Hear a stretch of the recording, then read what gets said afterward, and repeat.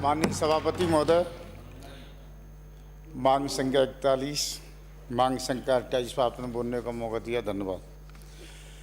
सभापति महोदय, मेरे विधानसभा क्षेत्र में जो नई ग्राम पंचायतें बनी हैं और वैसे पूरे प्रदेश में ही बनी हुई हैं, जिन पर अभी तक कोई कार्य नहीं किया गया। पंचायत हेडक्वार्टर पे जो नवीन ग्राम पंचायतें हैं उन पर राजीव गांधी सेवा केंद्र बनाए जाएं, जो सरपंचों के लिए और गांव वालों के लिए कहीं बैठने के लिए जगह नहीं है। सभापति महोदय, एक सभापति महोदय, प्रदेश में जो आवारा जानवर हैं, जो पशु हैं, जो किसानों को आए दिन परेशानी हो रही है। रात रात भर किसान लोग खेतों पे काम करते हैं और रात में दिन में काम करें और रात को वो गायों की और उनकी जानवरों की रखवाली करनी पड़ती है। तो इसके लिए मंत्री जी चाहे नरेगा से या और किसी से कोई भी ऐसी अपनी व्यवस्था कराया जाएगा। ये किसानों की परेशानी बहुत ज़्यादा है, इसको देखते हुए हम उनको कैसे उनकी मदद कर सकते हैं। वो रात रात भर बेचारे खेतों पर जगे रहते हैं, तो उसके लिए कोई ऐसी व्यवस्था करी जाए। एक सभापति महोदय, जो पंचायती राज जो चुनावों का नियम है, जो 1995 में नियम लागू किया है, 2 बच्चों हैं जिसके वो तो चुनाव लड़ सकता है, अगर 2 से अधिक बच्चे हैं वो चुनाव नहीं लड़ सकता है। तो सभापति महोदय, मैं आपके माध्यम से मांग करता हूं सरकार से कि इस नियम को हटाया जाए। जब एमएलए और एमपी के लिए तो ये कानून नहीं है, तो अपने ये कानून नगर पालिका और पंचायती राज में को बनाए रखा है।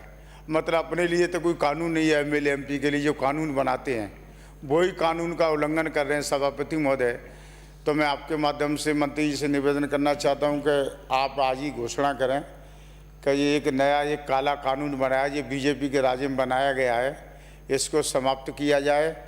और जो शेष लोग रह गए हैं, उन लोगों ने कभी चुनाव लड़ने की इच्छा की है, कोई सरपंच बनना चाहता है, कोई जिला प्रमुख बनना चाहता है, कोई सदस्य बनना चाहता है, तो उन लोगों को मौका दिया जाए। सभापति महोदय, एक सभापति महोदय, जो विधायक निधि से जो कार्य होते हैं उनके लिए जो पहले नियम था वो बीच में बदलाव कर दिया है कि जो नगर पालिका क्षेत्र में पहले पंचायत काम कराती थी, अब पंचायतों का नियम हटा दिया है। तो हमारा एक्स्ट्रा पैसा लगता है कि पहले पंचायत समिति में दें, फिर वो नगर पालिका में जाएंगे, फिर नगर पालिका विज्ञप्ति निकालेगी, फिर उसमें टेंडर लगाएगी। और उसमें भी दिक्कत ये आती है कि कहीं कोई अगर एंटी चेयरमैन बैठा है किसी जगह पे, तो वो कार्य नहीं होने देते, वो काफ़ी लेट करते थे कार्य। जो सिटी के अंदर जो काम कराना चाहते, जो काम में बाधा आती है, तो एक सभापति महोदय जी इसमें मंत्री जी इसको समाप्त किया जाए। एक सभापति महोदय, जो हेडपम्प हम नगर पालिका क्षेत्र में देते हैं उसके कार्य लगभग लागत है जो अपने पीएचडी के नियम है उसके हिसाब से तो लगभग 1,25,000 रुपये की वो हेडपम्प की स्वीकृति निकालती हैं। और जबकि सभापति महोदय, एक्चुअल में हमारे यहाँ जो हेडपम्प लगते हैं वो 50 से 60 हज़ार रुपये में हेडपम्प लग जाते हैं। हमने पंचायतों के माध्यम से जो बाज़ार के अंदर नगर पालिका में जो पहले हेडपम्प लगवाए, जब अब तो रेट बढ़ गई है थोड़ी सी, जब पहले हमारे 30 से 35 हज़ार रुपये में लग जाते, जब अपनी पीएचडी की रेट थी 95,000 96,000 रुपये।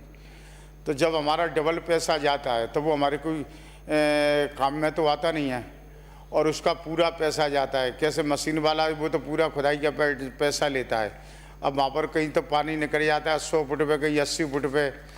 तो सभापति महोदय, जो डबल पैसा हमारा लगता है, जो अगर हमारा पैसा का डबल नहीं लगेगा वो पैसा वैसा ही जाता है, वो पैसे बचेगा तो वो हमारे और काम में आएगा। अब हमारा पैसा तो उतना ही गया और हेडपम्प लग रहा है 60 हज़ार रुपये में और 1,20,000 की रेट है सभापति महोदय, 1,25,000 की। एक सभापति महोदय, जो कोरोना काल को देखते हुए लोग बेरोजगार बहुत हुए हैं, बहुत बड़ा संकट था देश के और प्रदेश के ऊपर। तो जो नरेगा के जो मजदूर हैं, जो 100 दिन का रोजगार था फिर 125 हो गया, अब मैं सरकार से मांग करता हूं कि उसके लिए करीबन नहीं तो 200 दिन का किया जाए। और एक सभापति महोदय, जो नरेगा के जो कार्य होते हैं 60 और 40 का रेशो रखा है, तो इसमें भी थोड़ा संशोधन करके ना ये काम हो नहीं पाते हैं 60 और 40 के अंदर, तो 50-50% किया जाए। एक सभापति महोदय, जो स्कूलों के लिए जो खेल मैदान और पक्की चारदीवारी के कार्य हैं, जिनके लिए अपन कोई ऐसी व्यवस्था करा नरेगा के माध्यम से या कैसे भी और किसी से, तो ये भी कराया जाए। एक सभापति महोदय, ग्राम स्मार्ट टेबल के माध्यम से जो मशीन उपलब्ध कराई हैं, इनके लिए हम कराए जाएँ। तो एक सभापति महोदय, जो कार्य हैं जो प्रगति पाएंगे और समय रहते हुए अगर कोई कार्य हो जाएंगे तो इससे सभापति महोदय क्या है कि जनता को राहत मिलेगी। कई जगह क्या है कि टेंडर हो जाते हैं तो वहाँ पर काम चालू नहीं होते हैं, हर जगह पर कोई ना कोई समस्या आती रहती है। तो मैं मंत्री जी से निवेदन करता हूँ कि आप थोड़ा सा ध्यान है, एक ये काला कानून बना रहा है, ये डबल मार नहीं चलेगी कि कहीं पर भी ऐसा कानून नहीं है कि जो लोगों के लिए 95 के बाद में जो चुनाव नहीं लड़ सकता है उनके लिए भी छूट करी जाए। जब एमएलए और एमपी नहीं कर सकते हैं तो अपने लिए तो हमने कानून बना रखा है कि चाहे कितनी भी संतान हो वो चुनाव लड़ेंगे, और वो सरपंच के लिए और पंचायतों वाले को, नगर पालिका वालों के लिए हमने ये कानून बनाया है। तो इसको समाप्त किया जाए। एक ही कानून होना चाहिए देश के अंदर, अलग अलग जगह पर अलग अलग कानून होना चाहिए। सभापति महोदय जी, आपने बोलने का मौका दिया, इसके लिए बहुत बहुत धन्यवाद। Thank you. श्री राजकुमार राउत।